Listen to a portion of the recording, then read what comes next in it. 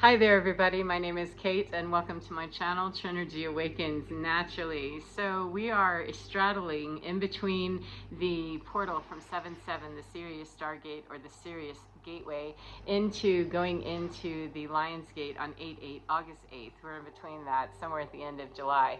And I don't know about the rest of the world, however I know that my world's been very busy in terms of hearing a lot of action, seeing a lot of overlay in the energetic fields of just some stuff that's going really kooky crazy, and a lot of people are upset, deeply, deeply, deeply upset. The chasms continue to widen between the timelines that are splitting, bifurcating, however you might understand that. The high-level energy workers are being tapped right now to really, really press deep into their timelines and into the work that they have to do to unload karmic baggage all over the place, and people in their human 3D avatars that are still really deeply dedicated to their old bullshit are really fighting hard and very angry about things, quite upset. The beauty of it, though, the download that I got this morning, is that in the midst of all of this battle, the spiritual warfare, and the real true discussion between light and dark and good and evil and all that other stuff, the battle, the spiritual warfare that's going on, the energetic battles that are happening, however you're perceiving it, the real true essence and nugget that's really valuable in all of that is that we can sometimes pick up new tools and new learning devices, new energy techniques. We can learn new ways of dealing with all of this stuff that we're getting.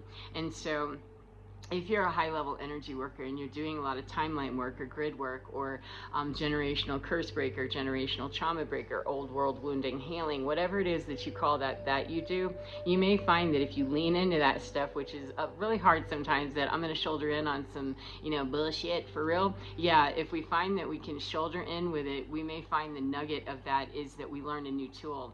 I found that out actually the other day, that I was really having a minute with some stuff, just feeling pretty cheesed about things in my past that I really don't think about a whole lot anymore, and don't spend any time being too bothered with the butthurt of how could that be. Thank you very much for the sound bite. Got my attention. It definitely got my attention, and so I sat with it, and it really just leaned into it. And the audacity, how could that happen? Blah blah blah. All this stuff. I mean, it was not cute or funny. It's cute and funny now. However, I'm past it now. But at the moment, I was feeling the deep wounding, and I started asking a whole bunch of questions, because having the ability to separate out and look at things from that third-party objective or the observer point of view doesn't mean that I separate from myself. I would be dissociated if I separated so far that I'm not feeling the feelings. However, I've gotten quite adept, thank God. One of the guests that came with deep wounding is being able to separate from that and interview the wounding, interview those parts of me, interview the parts of trauma that are being carried by me as part of a generational package of just bad, disgusting stuff. Get into the very deep discussion with that stuff of what is going on here, and really let's pick this apart, because this can't be about that particular episode or that particular comment or that particular thing that was done dirty. It can't be about just that, because that's old. That's been years now, and I don't think about that very much anymore, hardly ever. So why would it be coming up? And what I got was just lean into it to find out. And I thought, seriously? Yeah, seriously. And when I did, man, it opened up a whole floodgates of, ew, I felt just all kinds of things that I really don't want to have to talk about. However, I did need to talk about with myself that there's still very deep wounding. And I thought, how is this possible? Because, I've done grief work until I could just puke my eyeballs out. I've done rage work. I've done all this stuff, and I just don't, it doesn't come up very often. Well, we're getting ready to head into 8-8 and Mercury retrograde, so buckle up, baby, and let's find out, how is this happening? Why is this happening? Is that there are other components and timelines that are not all the way there yet, and yet they need to be in order to make this gateway on 8-8. There are people in their 3D avatars that are still being held up in places with, human avatared people like them that are not like them, people that are around them that don't have the same agenda, that aren't on the same timeline, and aren't interested in cleaning up old timelines or old wounding or getting rid of karma. They're interested in continuing to pile on more and being seemingly ignorant out here in 3D about what they're doing. But there are people who are somewhat trapped. Now, we all do have spiritual sovereignty. I'm going to, say that until the day I drop and move into a different form of my spiritual sovereignty, that we do all have spiritual sovereignty. However, the blockages that are happening between the heart and mind the ego state and the spirit state will often get us trapped in these stupid conversations with other people who are not turned on, or they're turned on and they're turned on in the wrong direction, or however it's happening, that there's some miscommunication.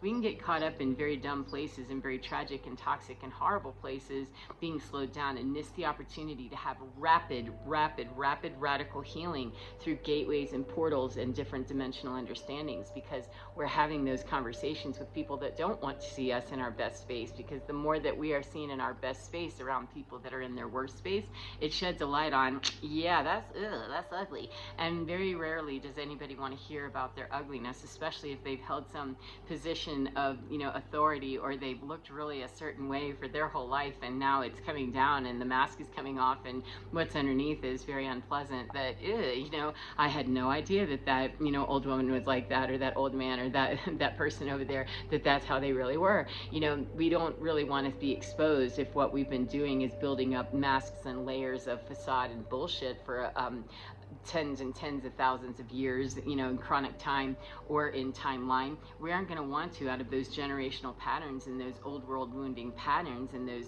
very, very karmic patterns that are deep. We aren't really going to want to give that up too easily if we're still identifying with that timeline like that. However, there are components and timelines, little hanging chads all over the place, that I can hear cries of help, in the energetic field sometimes, of people that want desperately to break away from that in their soul. At their soul, they know that, and they're somewhat becoming aware of it out here in the 3D. And they need a little bit of assistance from light beings and light workers and people who understand that stuff at a different level, that can just go and kind of knock a few things back and off of them to clear the path, that blaze a trail a little bit, to let somebody, hey, I am a trailblazer, let's get the hell out of here. Let me zoom a little bit ahead of you and burn this down for you just a bit. Doesn't mean that we can spiritually bypass with someone or for someone, or that we can do their work for them. However, we can at least clear a path to create some light around them, that they have a moment in that time dilation experience where we're opening, the whole heavens open up, and then we go, we see very well what's going on, and it helps us have those moments of clarity and discernment. And if we've had them, then we understand them, and we can help create them in that energetic space. I'm not talking about conversations necessarily. I'm talking about mostly behind the scenes energy work that nobody knows about, nobody sees except us and our team and our guides. Consciously, nobody knows it out here. And we can get gifted the tools necessary. As I stated before, when I was there, gripping the floor one more time with stuff, thinking, what the hell, I'm not into this. What is this?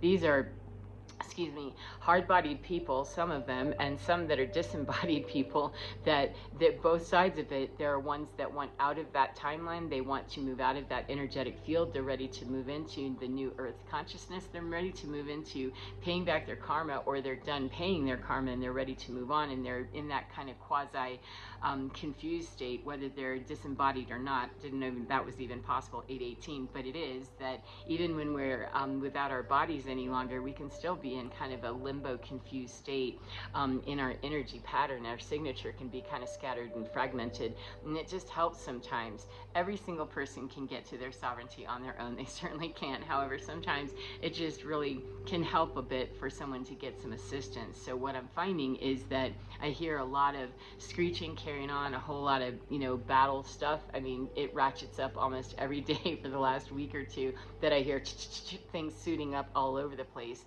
in the energetic fields. And there are actual people out here that I'm seeing and working with, some clients that I have, that the things that they've been saying have been consistent with what I see in the energetic field around them, that I hadn't been mentioning, and yet it marries up with, oh, I see, so this is what's going on here, is that this is a soul, or a soul fragment, or something, whatever it is, or some part of this signature that isn't quite in tune yet, and it doesn't really know how to get to concert A. It's going, and it's trying to tune itself and refine itself to get into this timeline, but not every part of this person's signature understands how to do that. And so there's some work I can do in this healing session, that doesn't need to be verbalized out here and get all mucked up in the human, ego and vocabulary and conversations. A lot of that stuff gets lost in the translation. So there's some work I can be doing behind the scenes in this healing session and some Reiki where I can visualize, where I can ask for those tools, that what are the tools specific that I can use right now that are for this particular job. Now, this is something that's happened in the land healing primarily that I've done, almost exclusively, actually. It's been limited to land healing and doing generational work in places where I hike and spend a lot of time with nature, that I've seen this happen. And so recently, though, that was part of a new gift that I got, is that, this is where the gift is in understanding that lean into those places, because there are other fragments of these timelines, those other little hanging chads, wherever they are in this energetic field, that you can be working with them. And sometimes they're in skin, sometimes they're people that, I'm going to have conversation with. However, even more powerful work gets done behind the scenes sometimes whenever we're working in energetic fields, where we're just moving that and using those tools in very specific ways that we're getting on the fly. At least that's how it's come to me. Some of those tools I get to keep, I have retained, and they're part of the inventory of things that are more common for me to do. However, it's not uncommon for brand new stuff to be coming in, and especially when people are prepping and getting ready, their soul knows, whether they know it or not out here, that the people that we know, our soul knows, and we know out here too, we can actually be bastions of hope for those people. We can be lights, we can be lighthouses, we can be guides, we can be mentors saying, it's this way, come, and create those bridges of understanding, those portals, sky bridges between heaven and earth, where that consciousness, that higher 1122, that higher consciousness, the ascended consciousness, the Christos consciousness, the balance of divine masculine, divine feminine, however you look at that, the new age, new earth, age of Aquarius, golden age consciousness, the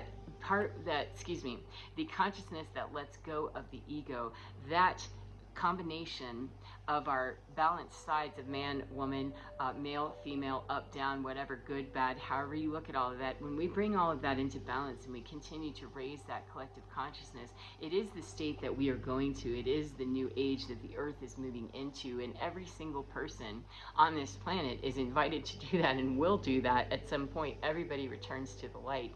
It's just that we have right now, it's pressing that by the 8th of August of any year, that it's going to be the Lionsgate on 8/8 every year, that as we continue to press in that, straddling that Sirius Stargate all the way over to the Lionsgate, those are very powerful times in cosmology and in the human history and the collective. And right now, it's especially from here on out, until we reach the next major thing, whatever that is, it's going to continue to invite people, push people, persuade people, encourage people, make it impossible for people not to turn. I mean, there's a million different ways that it shows up, but it's all for the better of humanity overall, that we're working for the best of every single person, every single living, breathing thing on this planet, every energetic stamp on this planet.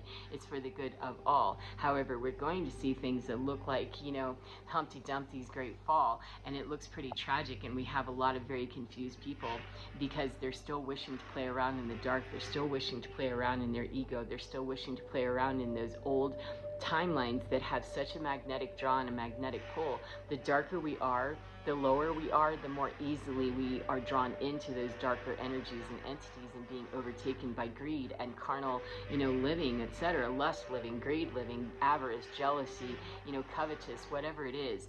That when we're really in those spaces, anywhere in us or anywhere that we're carrying something like that from somewhere else in our generational timeline, curse-breaking stuff, if we're carrying it, we are an energetic source to that, and we can draw those situations to that. And when we do, best to deal with it. It doesn't matter whether it's within us or it's something we're carrying to transmute on behalf of. We need to dump the baggage and transmute it regardless. It's just that when we do, and we really, really lean into that and understand that, and let go as quickly as possible of feeling victimized by it, it actually will unlock those tools that will help us to move it faster, move it quicker, and be able to identify those patterns and understand that this may not be, for me in my own personality or my own experience as my own person here, as much at this point as it is for every other energy pattern out there that's struggling with that, because maybe that someone halfway around the world is having some similar experience that I'm transmuting on behalf of that. And it can sound quite, egotistical and all that other stuff. However, that's the job of many light workers on this planet, is to help transmute. We cannot do anybody's spiritual work for them. However, if it's a matter of, we're both warriors on a field and we're just trying to get off the battlefield, carry your own head, Fred. That's best. You're gonna have to carry some part of you, because I'm still carrying my leg, and I have to get through the same as you do. But if I can help somebody carry their backpack, for half a second, until they can collect themselves, that's what I'm talking about. I'm not talking about codependently dragging, pushing, pulling, begging, cajoling, any of that other stuff, because it doesn't work. I'm not talking about any of that. I'm talking about a true unity consciousness, where I understand that this is for the greater good of every single person. So whether this person was designated as my enemy or not, if they're ready to turn towards the light, then whatever I can do to assist them, that is, in my opinion, the most humanitarian thing I can do. And I still can't be willing to take everything for them. They have to understand, the damage and the warfare and all of that they've caused, which isn't any part of what I need to do. However, if I can offer a little bit of assistance, so that person can take a look at that and really get jiggy with it and get okay with it, they're better suited to be able to get busy with fixing what they've broken, along with me. I mean, I'm held accountable the same way. It's just that oftentimes generational curse breakers, we're going to do a whole lot more of the assisting once we've broken through and gotten to a certain healing point in our own journey. We're really going to be able to identify that stuff in other people, not to persecute them further or to deny them healing. Not to deny them healing or to deny them anything at all. It's to be that bastion of hope that if you're turning towards the light, then thank goodness, hallelujah, because we're all, going to make it home eventually. Whatever we call home, we're all going to be making it there eventually. It doesn't matter what we've done. We do have to pick up our mess. We do have to fix our debt. We do have to pay our debt.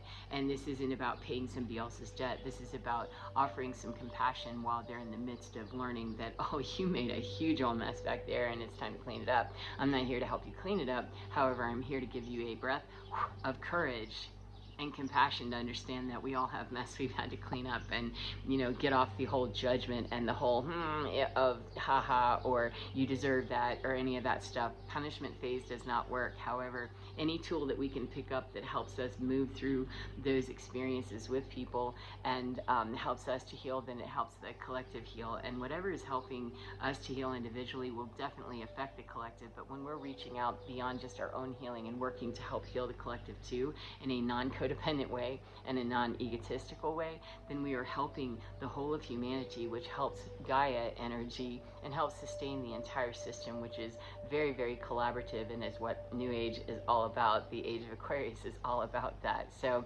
anyway, I hope that's helpful to you. My cat is now scratching my leg, so she wants my attention. Soup's bad, so she's willing to stab me in the leg to let me know that. So I hope that you're doing well no matter what part of the day you're in, and I hope that you enjoy being in your skin. And remember to get within your skin, because you're divine. It's absolutely gorgeous, absolutely, absolutely, totally fine. And your insides, your little nugget of God seed energy, divine energy, universal energy, whatever you call that, that part of you, your soul, is pure and already knows all the tools. And if it doesn't, the more we open up those channels of communications and those bridges of willingness to communicate heaven to earth, we'll get those tools, we'll grow them, we'll know them, and we'll be able to share them with the greater good of humanity in mind, and help to heal the collective and make global changes, one teeny tiny little step at a time. Take care of yourselves. As I said, enjoy your day and get within, because your skin, because you're divine. It's absolutely gorgeous. Stay strong, because you're totally fine. Take care, and I'll see you again next time. Bye bye, bye bye, my friends.